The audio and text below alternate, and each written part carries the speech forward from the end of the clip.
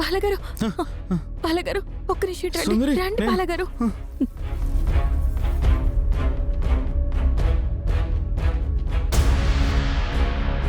సుందరి, నన్ను వదులు. నేను గాయత్రిని చూడాలి. వద్దు బాలగారు, ఇప్పుడు మీరు గాయత్రిని కలవడానికి కుదరదు. లేదు సుందరి, పాపం గాయత్రి తనకు బిడ్డ లేదని ఎంత బాధపడుతుందో. గాయత్రిని ఒక్కసారి చూసి తను ఓదార్చి వెళ్ళిపోతాను. లేదు బాలగారు, అమ్మ లోపల చాలా కోపంగా ఉంది. ఇప్పుడు మీరు గాయత్రిని కలవడం కుదరదు.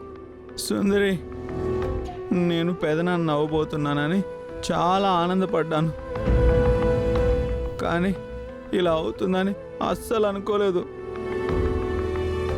అందుకే సుందరి, ఒక్కసారి గాయత్రిని చూసి నేను వెళ్ళిపోతాను. అది కాదు బాలగారు, నేను మిమ్మల్ని ఎప్పుడైనా ఆపానా?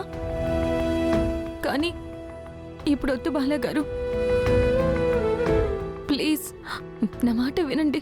సరే సుందరి, కానీ గాయత్రిని ఎక్కువగా బాధపడద్దని చెప్పు. అక్కడ అనంతగాడు ఏడుస్తున్నాడు. బాధపడకుండా ఎలా ఉంటారు బాలగారు? వాళ్ళకి పుట్టబోయే బిడ్డ మీద చాలా ఆశలు పెంచుకుని ఉంటారు. అవన్నీ అడి ఆశలు అయిపోయినప్పుడు ఖచ్చితంగా బాధ ఉంటుంది. సార్, నమస్తే సార్. ఎవరు మీరు? సార్, నేను మీ ఆఫీస్లో ఎక్స్ ఎంప్లాయన్ సార్. మీకు యాక్సిడెంట్ అవ్వకముందు మీ ఆఫీస్లో మీతో పాటు వర్క్ చేశాను సార్. మీకు యాక్సిడెంట్ అయిన తర్వాత నాకు అబ్రాడ్లో జాబ్ వస్తే వెళ్ళిపోయాను సార్. ఆ తర్వాత మీకు యాక్సిడెంట్ జరిగిందని, మీ కండిషన్ ఏమి బాగోలేదని వేరే వాళ్ళ ద్వారా తెలిసి చాలా ఫీల్ అయ్యాను సార్.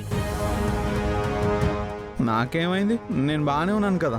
ఎలా ఉండేవారు ఎలా అయిపోయారు సార్?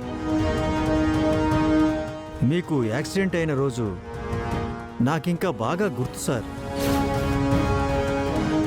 ఆ రోజు ప్రతిరోజు వచ్చే మీ డ్రైవర్ రాలేదు సార్. ఒకవేళ ఆ డ్రైవరే కనుక వచ్చి ఉన్నట్టయితే మీకు ఈ యాక్సిడెంటు జరిగేది కాదేమో సార్. ఒకవేళ యాక్సిడెంట్ అయినా మీకు ఇంత ప్రభావం పడుండేది కాదేమో. ఏమంటున్నారు మీరు? బాలగారి యాక్సిడెంట్ రోజు బాలగారి డ్రైవర్ రాలేదా? బాలగారికి డ్రైవర్ కూడా ఉండేవాడా? అవును మేడం, సార్కి డ్రైవర్ ఉండేవాడు. అదేంటో వాడు ఉన్నట్టుండి ఆ రోజు రాలేదు. ఆ తర్వాత నేను ఆఫీస్లో మానేసే వరకు సార్ దగ్గరకు మళ్ళీ ఎప్పుడూ రాలేదు. ఇంతకీ అతని పేరేంటి? వాడి పేరు గజేంద్ర. ఆ డ్రైవర్ అప్పటి నుంచి రాలేదంటే నాకేదో అనుమానంగా ఉంది. అతన్ని కలిస్తే ఏమైనా క్లూ తెలియచ్చేమో. ఆ గజేంద్ర ఎక్కడుంటాడో మీకేమైనా తెలుసా? ఇంతకు ముందు అతను నెహ్రూ నగర్లో 3వ లైన్లో గుడి పక్కన ఉన్న ఇంట్లో ఉండేవాడు మేడం.